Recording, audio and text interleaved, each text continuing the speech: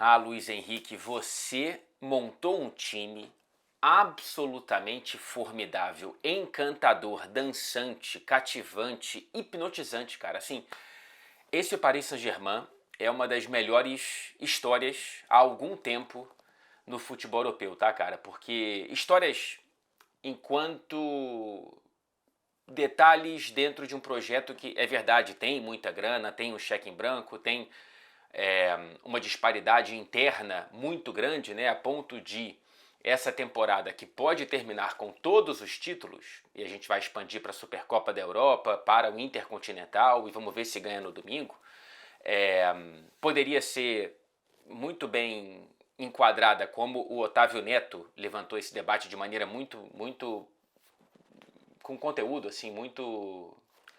Faz sentido esse debate? Eu esqueci a palavra que eu queria dizer. Mas a falta de competitividade interna, eu acho que diminui, olhando para a história do futebol europeu, o feito desse PSG com o que fez Barcelona, Manchester United, Manchester City, talvez o Bayern de Munique. Perdão pelos barulhos, é que está tendo uma pequena obra aqui em casa, infindáveis obras aqui em casa nos últimos meses, inclusive, mas estamos chegando à parte final da primeira parte. Enfim, cara, 5-0 na Inter de Milão, 4-0 no Real Madrid, com exibições primorosas. Assim. O que esse PSG está entregando de maneira hipnotizante não são apenas resultados, títulos, é a maneira como esse time joga, bicho. Cara, é um balé. É um balé que quando tem que ser mais físico porque tem carrapatos em João Neves, em Vitinho, em Fabian Ruiz, em Nuno Mendes, mas esses caras também bailam. O Hakimi, essa zaga que mesmo sem o Pátio não sentiu falta nenhuma de um grande zagueiro equatoriano que o PSG achou. E aí a gente vai ter Kvaratskhelia, Désiré Doué, Dembélé, esses caras que muito pouca gente conhecia, a maior parte deles, antes da temporada, ou não dava a devida atenção, até porque eles não tinham cativado essa atenção mundial, agora já estão virando símbolos de bom futebol. E o orquestrador disso tudo é o senhor Luiz Henrique, que fez um Barcelona fantástico e agora faz um PSG talvez igualmente fantástico, cara. E sem Messi, sabe? Assim, ele não tem um extra classe. Não vou nem comparar com o Messi, mas ele não tem um jogador que se destaque tanto em relação aos outros. E aí a gente vai lembrar daquele vídeo dele pro Mbappé, trecho do documentário, ele falando depois que prefere distribuir gols entre jogadores do que ter um fazendo 40, e esse é um dos problemas atuais do Real Madrid. Não acho que seja o Mbappé, mas ele chegou na hora em que o pessoal estava apagando a luz de uma festa de diversas temporadas absolutamente fantásticas. Eu já falo do Real Madrid. E quando a gente vê um time tão bom como esse PSG, acho que uma das primeiras palavras que vem é chamar de máquina, e não é, porque não é um time robótico. Ele é um rolo compressor, ele tem efeitos de uma máquina, mas ele é muito mais artístico do que inteligência artificial. Ele é muito mais algo criativo organicamente do que um futebol mecânico. É óbvio que há mecanismos treinados, é óbvio que é um time excepcionalmente bem armado e coordenado. Então não é tudo, caramba, acordamos bem, vamos lá galera, deixa só o talento em campo. Não, mas toda a base é tão bem feita que o talento ele vem dentro de algo que parece mais orgânico do que de fato é. Então não é só quando o Kvaratskhelia dribla, não é só quando o Désiré Doué flutua, é em tudo. E isso é coisa de artista, bicho. Então eu mais uma vez fico aqui, Luiz Henrique, estou enamorado já há algum tempo. E me pergunto se a gente vai ter uma supremacia do PSG por algumas temporadas. A grande pena, e aí eu volto à falta de competitividade interna, é que o único termômetro disso vai ser a Liga dos Campeões, que é um campeonato de mata-mata imprevisível. Porque se o PSG estivesse em uma Premier, em uma La Liga, talvez numa Bundesliga com o Bayern, né? Mas não no lugar do Bayern, você teria mais pistas e um termômetro mais expandido para entender a pegada, a impressão digital do PSG nessa quadra da história, porque se ele tropeçar numa Liga dos Campeões contra o Liverpool, é absolutamente compreensível, mas vai diminuir o impacto e a impressão de soberania que, por exemplo, o Manchester City deixou, mesmo não tendo tantas Champions, sempre chegando longe e conquistando 4 títulos da Premier de maneira consecutiva. Em vários períodos o Manchester United do Ferguson, o Barcelona do Guardiola, do Luis Henrique, o Bayern de Munique, do Jupp Heynckes e também do próprio... Caramba, rapaz, me fugiu o nome do treinador do Barcelona, que horror, hein? Ah, mas vocês sabem o que eu tô falando. Enfim, é uma pena que esse seja o único termômetro possível do PSG, que a gente não olhe para conquistas na Ligue 1 como algo de um sinal de saúde desse time. É um sinal de doença da Liga também. E é um elenco jovem, né, cara? Na ponta dos cascos, mas todo mundo com margem de evolução aí. É claro que a vida não é assim, você não melhora sempre. Estou experimentando isso de maneira catastrófica. Mas você tem uma molecada que tá jogando muito bola junto. Muito bola junto. Assim, é muito bonito. É muito bonito. Então, PSG, você conseguiu. Você conquistou corações. Saiu da antipatia para a simpatia. E o Real Madrid, meus amigos, antes de mais nada é importante a gente entender que é um reinício de trabalho com o carro andando, já que veio essa Copa do Mundo de Clubes, e você bater nesse PSG e cair, nesse momento, mesmo você sendo o todo-poderoso Real Madrid, é natural. O como que não é natural. Né? A maneira como o PSG abre 3-0 em 24 minutos e depois leva o jogo na maciota, no fogo baixo, para se poupar e rodar o elenco, é você fazer o PSG, o Real Madrid de fantoche. Né? O ventríloco era o Luis Henrique e os galácticos do Real Madrid estavam em campo como um bando, porque também o Xabi Alonso leu mal o jogo. Ele foi tentar ser corajoso, ele foi tentar ser Xabi Alonso e ser Real Madrid, e não era o momento da temporada para isso. Era para você ser conservador, você ser você esperar, dar a bola para o PSG, tentar sobreviver para ver se conseguia dar botes no contra-ataque e não teve nem tempo, porque você já com 24 minutos estava 3-0 e aí tudo que foi planejado evidentemente deu errado. Existe uma pressão imediata porque a gente está falando de Real Madrid e não existe 4-0 que passe incólume, nem que seja num torneio entre aspas de pré-intertemporada. Até porque o Real Madrid não o vê dessa forma. É um dos grandes entusiastas desse torneio, o Florentino Pérez. Mas eu sinto que, posso estar errado, a pressão tem que ser maior nos jogadores, porque são os mesmos jogadores que na temporada passada apresentaram jogos muito, muito abaixo do que se espera do Real Madrid. Então, por mais que o Xabi Alonso seja o foco, porque é o novo treinador, eu acho que o foco de críticas tem que ser mais os jogadores. O Real Madrid ainda parece perdido, tentando reforçar o sistema defensivo.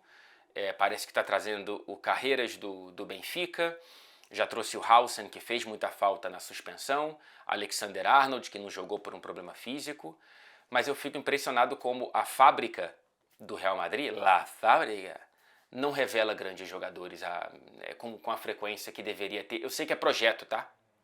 Me parece que não é acidente. O Real Madrid é um clube comprador, enquanto o Barcelona é um clube formador.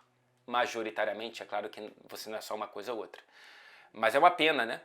Sei lá, que o Real Madrid historicamente não seja um clube de... Eu sei que tem Casillas, que tem Raul, que tem Carvajal, mas é muito pouco.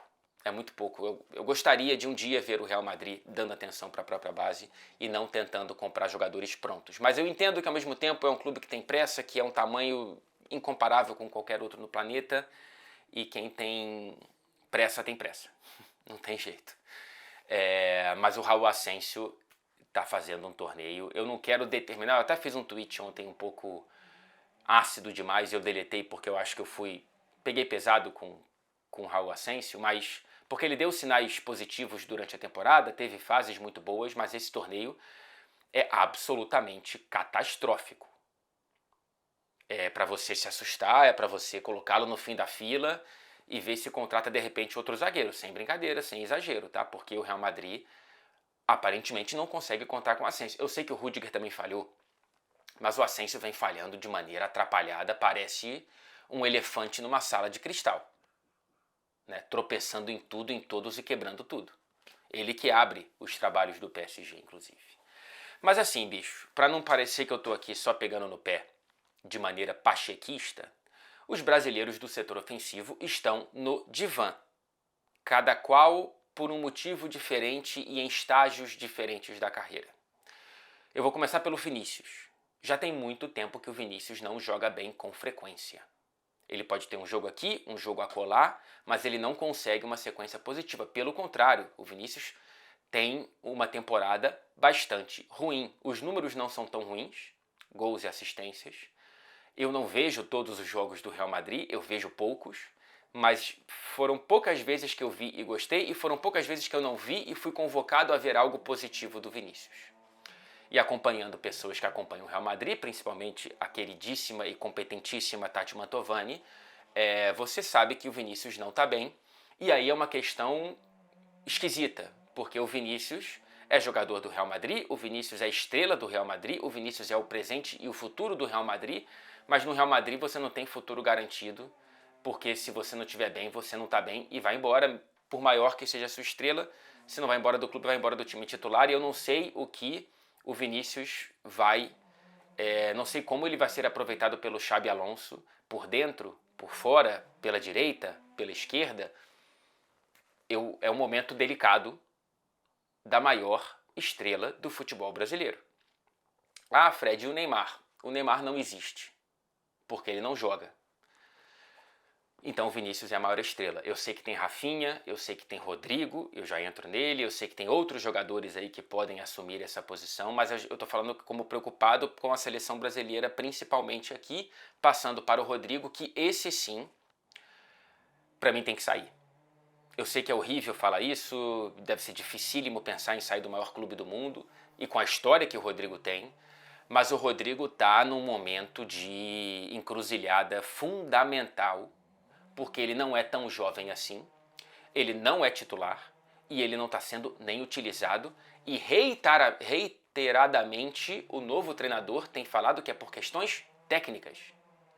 O Rodrigo não consegue espaço nesse Real Madrid. O Rodrigo vai ter... Ele já estava sem paciência na parte final do Ancelotti. Quando era titular, saía com 60. E quando não era titular, era ruim porque o Rodrigo parecia estar próximo, 2 temporadas atrás, de assumir um papel de protagonista no Real Madrid. E agora ele andou casas para trás, mesmo com o novo treinador. Então, para mim, Rodrigo, estou te esperando aqui na Inglaterra, porque seria maravilhoso ver o Rodrigo no Liverpool, no Arsenal. Ele seria o melhor Rodrigo a titular em todos. Em todos. Mas como a gente não sabe qual é o Rodrigo que vem, tem espaço no Arsenal, tem espaço no Liverpool, principalmente. Gostaria de vê-lo por aqui. E o terceiro caso é o Endrick, que aí é um estágio muito mais prematuro de carreira. E por isso, como a gente vem falando há bastante tempo no melhor futebol do mundo, lá na TNT, o Endrick precisa jogar. E agora tem o papo de que ele pode ser utilizado por fora, como algumas vezes o Ancelotti o utilizou, como ponta direita. Eu, no alto da minha miopia de quem não vê o Endrick treinando, o que eu vi por Palmeiras, Seleção Brasileira e um pouco de Real Madrid, me diz que quanto mais próximo do gol, melhor, porque o Endrick tem um cacuete. Ele tem algo ali, uma intimidade com o gol. Ah, ele não é altão. Não tô nem aí, bicho. O Endrick é centroavante. Eu posso estar redondamente enganado e o tempo pode me corrigir ou me ratificar. Porém, eu tenho a sensação de que o Endrick precisa ser centroavante e ele precisa ir para um time que ele será titular com frequência como centroavante. Então, é o momento do empréstimo. Ainda teve o azar, o Endrick, de, enquanto lesionado, surgiu o Gonçalo Garcia, não vou lembrar, o centroavante da base do Real Madrid, que estava próximo de ser emprestado para o Getafe, para o Girona. Desculpa, gente, eu não acompanho tanto com tanta profundidade, estou aqui palpitando mais do que passando informações, passando impressões.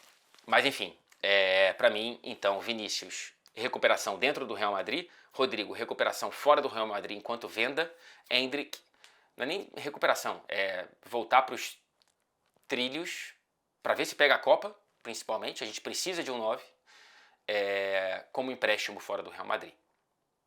É essa a minha análise de momento. Último jogo de Luka Modric com o Real Madrid. Triste. Acontece. Foi no tempo certo. Pena que ele não saiu tão por cima, com o time tão por cima, mas é uma das lendas da história do futebol europeu. Acho que vai para o Milan, né? Vai ser interessante. Vamos ver o que o Modric consegue arrumar nesse último capítulo da carreira dele, que eu imagino que assim seja. E vamos ver agora essa final. Eu vou fazer um vídeo, se tudo der certo, nesta sexta-feira, para postar no sábado, para falar um pouco, para projetar esse Chelsea-PSG. Aliás, os 2 próximos jogos do PSG são Chelsea, férias e Tottenham na Supercopa da Europa. E olha só, nenhum brasileiro passou vergonha como o Real Madrid passou, hein? Inclusive, como tricolor, eu diria que o terceiro colocado da Copa do Mundo de Clubes foi o Fluminense. No saldo, o Real Madrid ficou como 4º colocado. Talvez, ainda bem que a gente não tem esse jogo de terceiro lugar para comprovar, porque seria complicado pegar. Ainda que esse Real Madrid, o Fluminense sai em frangalhos também da semifinal. Vamos ver. É isso, gente. Depois da mini Premier League para ser campeão da Champions, o PSG agora tem o Chelsea para ver se é campeão do mundo. Vai ser um jogo interessante.